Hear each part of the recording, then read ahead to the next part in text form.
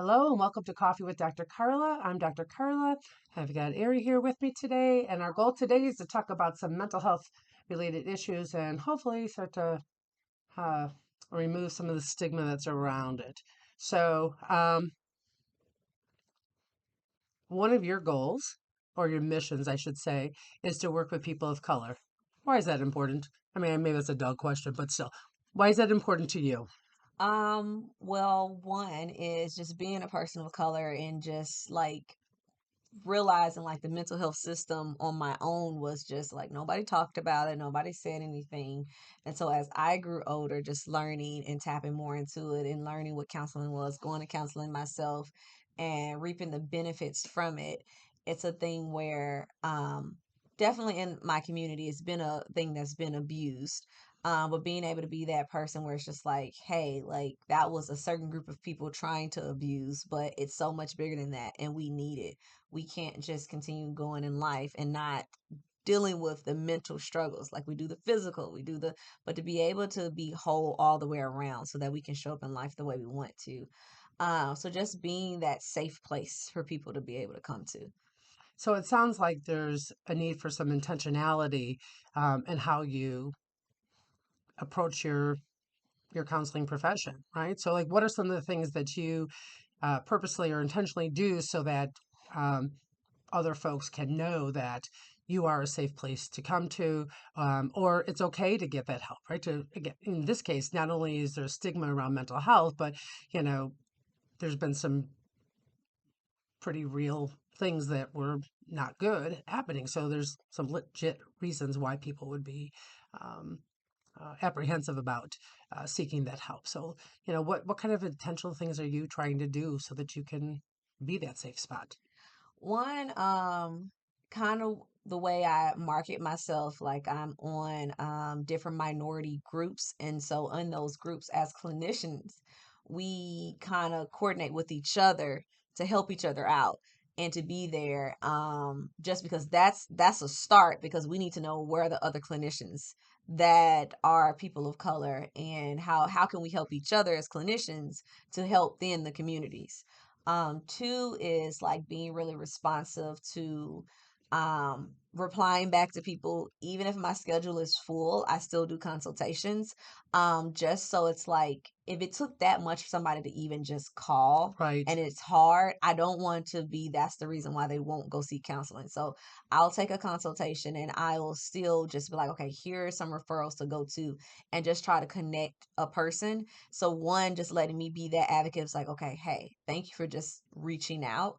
And now let's see what your next steps can be. Even if I can't be your help, your support system, the way I support you is helping you find that person. And here's my group of clinicians that I know what they do to be able to put you involved. Also, like talking to people and like being able to hear their fears at the beginning. And being able to say, like, yes, I can see if you want a clinician that's a person of color, but also if this person is good, even if it's a white person, like this person, I know because I know them and they can actually help you. And then if you still want a person of color, like you can go to them later, but like just breaking the stigma of like that's the only person that can help you. Right. The thing is to get help and you want somebody that can actually hear you and receive from you what you're trying to get help with. So just being able to be that first person there versus like I've heard like people say like, well, normally people don't respond back for 2 weeks or normally this or that. And it's just Right. like, how do the person Or gonna ever. want to keep Yeah. going Yeah. if it's not? So just trying to be intentional about like how I interact with people. Yeah. It's so very, very important. Um, Something you said made me think of this. Um, when we're seeking help or when we're seeking knowledge or when we're looking out into the world to see people to model ourselves after, we want to find people who look like us, who sound Mhm. like us, right? Who act like us, right? And so, I suspect that as a person of color, if all you're seeing is white faces, maybe white males, right? That, you might think, well, maybe I'm barking up the wrong tree, or how is this person going to ever understand my experience? So it's interesting to hear that, right?